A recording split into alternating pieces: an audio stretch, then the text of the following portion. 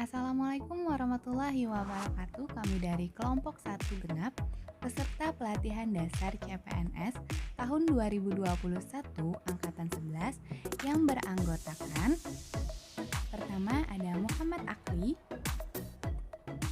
yang kedua ada Nia Larasati, yang ketiga ada Sabrina Jahradinia, yang keempat Nurjana, dan yang kelima saya sendiri yaitu Farida Apriani. Pada video kali ini kami akan mempresentasikan mengenai analisis isu kontemporer. Apa itu isu kontemporer?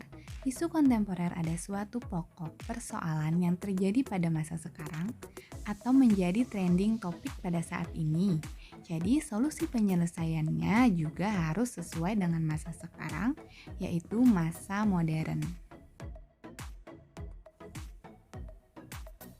Seperti yang kita ketahui, persoalan yang akhir-akhir ini menjadi trending di Indonesia bahkan dunia, yaitu tentang coronavirus atau COVID-19.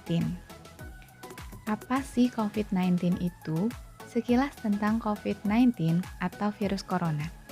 Virus corona merupakan family virus yang menyebabkan penyakit mulai dari flu biasa hingga penyakit yang lebih berat, seperti Middle East Respiratory Syndrome dan Severe Acute Respiratory Syndrome.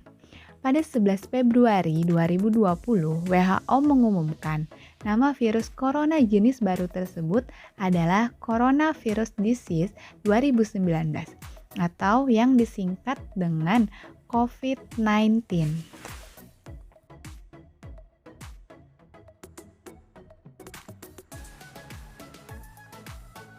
Nah, dari hasil diskusi kelompok kami menemukan beberapa isu yang terdapat di lingkungan sekitar pada saat pandemi COVID-19. Nah, di sini identifikasi isu kami ada 4. Yang pertama, belum efektifnya pembelajaran jarak jauh atau PJJ di era COVID-19. Kedua, peningkatan kasus infeksi COVID-19. Ketiga, kecilnya minat masyarakat untuk mengikuti vaksin COVID-19. Dan yang terakhir adalah kurangnya tenaga kesehatan untuk menghandle pasien COVID-19. Sekarang kita masuk pada tahapan analisis isu yang kedua, yaitu menapis isu atau memilih isu mana sih yang harus segera kita carikan jalan keluarnya dari keempat isu yang sudah kita identifikasi tadi. Untuk menapis isu ada 2 teknik yang dapat digunakan, yaitu AKPL dan USG.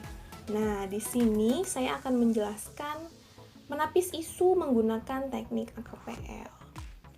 Apa sih AKPL? AKPL adalah singkatan dari aktual, kehalayakan, problematik, dan layak. Aktual artinya isu tersebut benar-benar terjadi dan sedang hangat dibicarakan oleh masyarakat. Kemudian K, kehalayakan, artinya isu tersebut menyangkut atau melibatkan hajat hidup orang banyak. Kemudian problematik, maksudnya adalah isu tersebut memiliki dimensi masalah yang kompleks, sehingga perlu dicarikan segera solusinya secara komprehensif. Yang terakhir adalah kelayakan. Artinya isu tersebut masuk akal, realistis, relevan, dan dapat dimunculkan inisiatif pemecahan masalahnya. Sekarang mari kita cermati tabel berikut. Dari tabel berikut dapat kita simpulkan bahwa ada 2 isu penting yang memenuhi syarat AKPL, yaitu kecilnya minat masyarakat untuk mengikuti atau mau berpartisipasi dalam program vaksin COVID-19, dan yang kedua, kurangnya tenaga kesehatan atau tenaga medis untuk menangani pasien COVID-19. Karena isu yang diambil hanya satu, maka kita akan kembali menganalisis dua isu tersebut menggunakan teknik USG pada slide selanjutnya.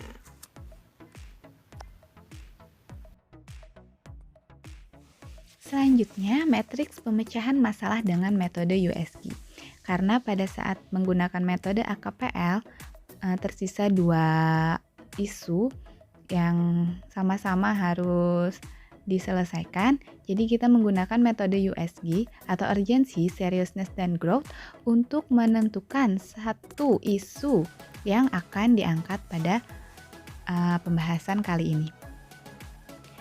Dari tabel ini dapat kita ketahui peringkat pertama yaitu tentang kecilnya minat masyarakat untuk mengikuti vaksin.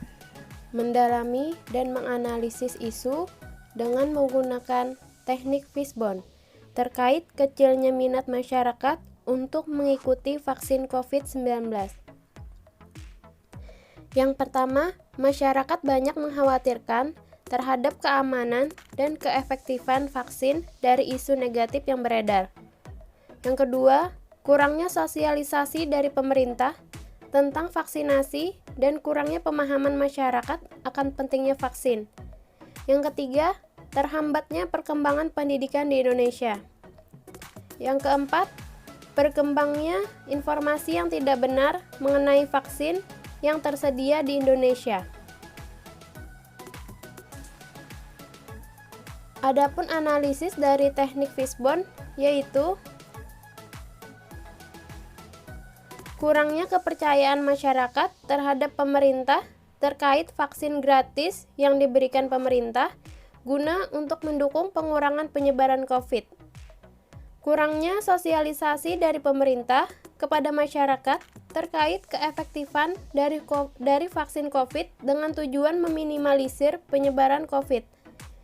Pemerintah telah memberikan solusi bagi semua masyarakat melaksanakan vaksin untuk peningkatan pendidikan di Indonesia agar segera melaksanakan pertemuan tatap muka. Banyaknya isu-isu negatif yang membuat masyarakat menolak untuk vaksin, dan hal ini merupakan penyebab utama terhambatnya untuk Indonesia bisa pulih dari penyebaran COVID.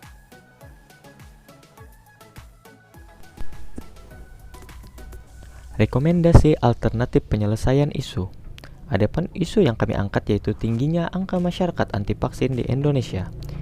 Hal ini disebabkan karena kurangnya pengetahuan dan pemahaman masyarakat akan pentingnya vaksin. Di sini kami menawarkan beberapa alternatif. Alternatif yang pertama yaitu sosialisasi pemahaman tentang vaksin. Adapun tahapan alternatif tersebut yaitu penyebaran informasi mengenai vaksin COVID-19 di berbagai media. Melibatkan unsur pemerintah terkecil seperti RT, RW, dan kepala desa untuk menginformasikan mengenai vaksin COVID. Sehingga hasil yang diharapkan yaitu bertambahnya pengetahuan dan pemahaman masyarakat mengenai pentingnya vaksin COVID-19 agar tidak termakan informasi yang tidak benar atau hoax. Hal ini pastinya diperlukan atau dibantu oleh berbagai macam pihak, yaitu pemerintah, masyarakat, dan akademisi. Selanjutnya alternatif yang kedua, yaitu kunjungan langsung. Adapun tahapan alternatifnya, yaitu mengunjungi daerah-daerah yang mayoritas warganya anti vaksin. Selanjutnya, melakukan dialog mengenai pentingnya vaksin, sehingga hasil yang diharapkan yaitu dapat menumbuhkan kesadaran masyarakat mengenai pentingnya vaksin agar dapat mengurangi penyebaran COVID-19. Hal ini pastinya perlu dibantu oleh berbagai pihak. Yang pertama yaitu pemerintah, masyarakat, dan akademisi. Selanjutnya alternatif yang ketiga yaitu pemberian reward. Adapun tahapan alternatifnya yaitu memberikan reward kepada masyarakat yang bersedia divaksin. Pemberian reward bisa berupa souvenir atau bingkisan, sehingga hasil yang diharapkan yaitu meningkatnya angka masyarakat yang bersedia divaksin. Hal ini tentunya memerlukan dukungan oleh berbagai macam pihak. Yang pertama yaitu pemerintah, masyarakat, akademisi. Demikian dari kami. Terima kasih.